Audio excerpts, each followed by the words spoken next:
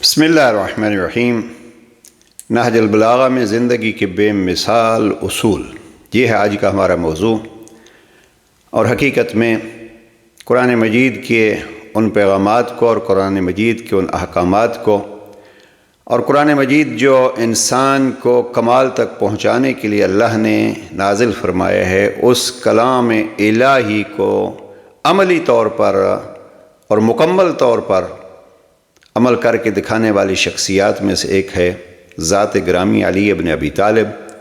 اور جب ہم نے یہ عنوان دیا ہے کہ نہج البلاغہ میں زندگی کے بے مثال اصول، تو دونوں پہلو مد نظر ہیں کہ امیر المؤمنین نے قرآنی اصولوں پہ کیسے عمل کر کے دکھایا اور پھر اپنے کلام نہج البلاغہ میں ان اصولوں کو کیسے بتلایا۔ دیکھیے عزیزان، بارہا یہ عرض کر چکے ہیں، آج دور ایسا ہے کہ جس دور میں ضرورت ہے انسان کو ان اخلاقی موضوعات پر عمل کر کے اپنی زندگی بھی پرسکون بنانے کی اور دوسروں کی زندگی بھی پرسکون بنانے کی۔ اسلامی ممالک کو اگر آپ دیکھیے، جو انگریز معاشرہ ہے اس کو تو آپ بھول جائیے، بلکہ انگریز معاشرے میں بھی اکثر مسلمانوں کو ہم نے کہتے ہوئے یہ سنا ہے کہ ہیں ہم انگریز ملک میں، لیکن یہ لوگ اسلامی اصولوں پر عمل کر رہے ہیں۔ بہرحال اسلامی ممالک میں درجنوں ممالک میں جانے کا موقع ملا۔ اب جب وہاں جائیں تو اخلاقیات کی پامالی نظر آتی ہے، اور ہمارے ملک پاکستان میں مثلا ایک مدت سے خصوصیت کے ساتھ جو اخلاقی مرض لاحق ہے، اس مرض کا نام ہے عدم برداشت۔ چھوٹی چھوٹی چیزوں پہ ابھی پچھلے دنوں میں ایک خبر چل رہی تھی 2-3 دن پہلے، اور عجیب ہے، میں نے اس خبر کو BBC اردو پہ پڑھا۔ خبر کیا تھی کہ بجلی کا بل زیادہ آنے کی وجہ سے بھائی نے بھائی کو قتل کر دیا، یعنی یہ اس ہفتے کی بات ہے۔ وہ تو اس کو دوسری نگاہ سے دیکھ رہے تھے کہ پاکستان میں مہنگائی کیا ہے، لیکن میں اس کو اس نگاہ سے دیکھ رہا تھا کہ پاکستان میں عدم برداشت کہاں پہنچ چکی ہے۔ چند سال پہلے کسی امریکی نے کہا تھا کہ پاکستانی وہ ہیں جو 8 آنے پہ اپنی ماں کو مار دیتے ہیں، تو اس پہ پتہ نہیں کتنی لعن طعن ہوئی تھی، لیکن حقائق کو نہیں دیکھا جاتا۔ ایسے درجنوں واقعات ہمارے سامنے ہیں۔ یہی واقعہ اس لیے کہ برداشت نہیں ہے۔ آپ نے زیادہ بجلی استعمال کی ہے، میں نے زیادہ کی ہے، آپ نے کتنی کی ہے، آپ کا کتنا بل بنتا ہے۔ بہرحال کوشش کیجئے، اسلام اگر ہم نے اپنایا ہے تو الاسلام هو التسلیم۔ جناب امیر المؤمنین نے نہج البلاغہ میں اسلام کا جو معنی کیا ہے وہ کیا ہے؟ اسلام نام ہے اللہ کے احکام کے سامنے سر تسلیم خم کرنا۔ اب جیسے اللہ چاہتا ہے ایسے کریں، جس پہ وہ خوش ہوتا ہے ہم اپنی خوشیوں کو قربان کریں گے، تو تب ہم حقیقی مسلمان بنیں گے۔ آئیے، نہج البلاغہ بھرا پڑا ہے ان اصولوں سے جو قرآن مجید نے بیان کیے ہیں اور جناب امیر المؤمنین نے ان کی وضاحت کی ہے۔ فرامین پیغمبر اکرم صلی اللہ علیہ وآلہ وسلم اس سیرت کو دیکھیے۔ بہرحال ہمارا موضوع چونکہ نہج البلاغہ ہے تو میں 3 پوائنٹ آپ کی خدمت میں عرض کرنا چاہتا ہوں۔ سب سے پہلا پوائنٹ جو میں آپ کی خدمت میں عرض کروں وہ یہ ہے کہ دیکھیے، جناب امیر المؤمنین نے ہر حال میں رب سے تعلق کو اہمیت دی ہے۔ جب زمانے میں مشکل ہو تو آپ کیا کریں؟ آپ اپنے رب سے مضبوط تعلق جوڑیں۔ ایک جملہ ہے جناب امیر علیہ السلام کا، امام فرماتے ہیں فروا من اللہ الی اللہ۔ جب غضب الہی کا خوف ہو تو غضب الہی سے بھاگو، رحمت الہی کی پناہ لے لو۔ مشکلات ہوں تو اس انداز سے ہمیں رب کی پناہ لینی چاہیے اور اس رحمت کے سائے میں چلا جانا چاہیے۔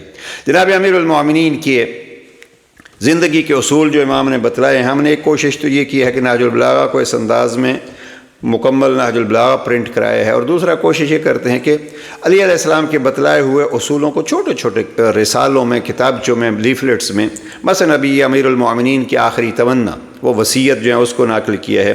یہ جناب امیر علیہ السلام نے جو جناب مالک اشتر کو خط لکھا ہے، نہج البلاغہ کا خط نمبر 53 ہے، یہ جناب امیر علیہ السلام نے متقیوں کی اور اللہ والوں کی جو تعریف کی ہے، خطبہ نمبر 191، یہ اس کو ہم نے الگ پرنٹ کرایا ہے۔ یہ خصوصیت کے ساتھ جوانوں کے لیے میں یہ گزارش کرتا ہوں، اور یہ اس کی بڑی تاکید کی ہے گزشتہ سالوں میں جوانوں کے لیے آیت اللہ العظمیٰ آغا علی سیستانی نے، کہ جوانوں کو چاہیے کہ کلام امیر المومنین میں سے اس کو پڑھیں۔ تو اب یہ وصیت نمبر 31 ہے نہج البلاغہ کا دوسرا حصہ، اور ہم نے اس کو الگ پرنٹ کرایا ہے، دستور زندگی۔ اس کی شرح بھی لکھی گئی ہے، اور وہ بھی ہماری ویب سائٹ پہ افکاrisلامی.com پہ موجود ہے۔ اس وصیت 31 سے ایک جملہ جو اس عنوان سے کہ اگر زندگی کے اصول سیکھنے ہیں، اور بے مثال اصول جو نہج البلاغہ میں بیان ہوئے ہیں، ان میں سے ایک یہ ہے کہ ہر حال میں اپنا تعلق اپنے رب سے جوڑ کے رکھیں۔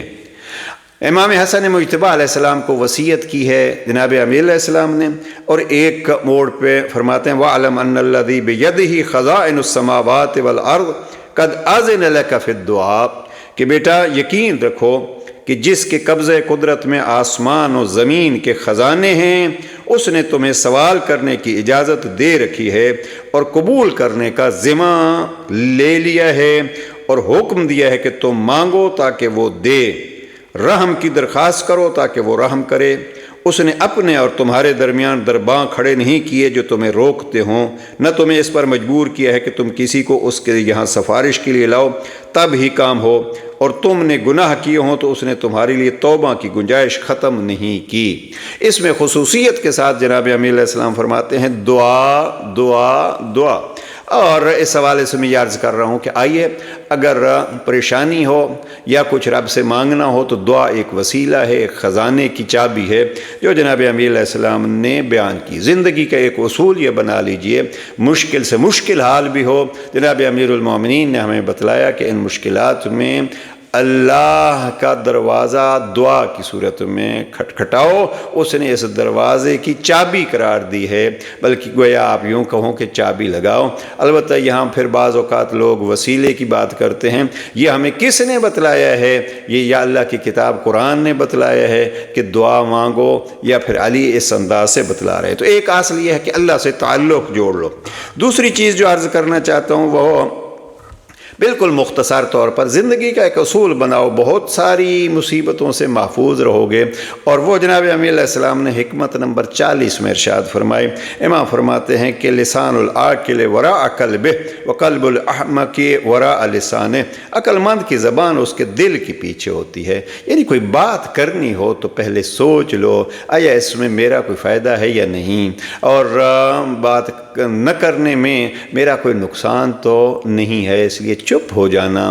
جناب امیر علیہ السلام نے زبان کی حفاظت پہ بہت زور دیا ہے، لہذا دوسرا اصل یہ زندگی میں یاد رکھو، اور بہترین اصل ہے، بے مثال اصل ہے، اور ایک قانون زندگی ہے، وہ کیا ہے؟ زبان پہ کنٹرول۔ اور تیسری چیز جو عرض کرنا چاہتا ہوں وہ نہج البلاغہ کے اس حصے میں جناب امیر المومنین نے کلمات کسار میں نمبر 474 میں ایک تفصیلی جملہ ہے۔ بہرحال امام فرماتے ہیں کہ جو قدرت و اختیار رکھتے ہوئے پاک دامن رہے اس کو بعید نہیں ہے کہ وہ فرشتوں کی مانند ہو، گناہوں کے سارے ذرائع میسر ہوں، لیکن آپ گناہوں کو ٹھوکر مار کے کہیں کہ نہیں، میرے رب نے اس کی اجازت نہیں دی۔ اور گناہوں میں ایک بڑا گناہ ہے خلق خدا پر ظلم کرنا، ناانصافی کرنا۔ اس لیے ان 3 اصولوں کو ذہن میں رکھیے،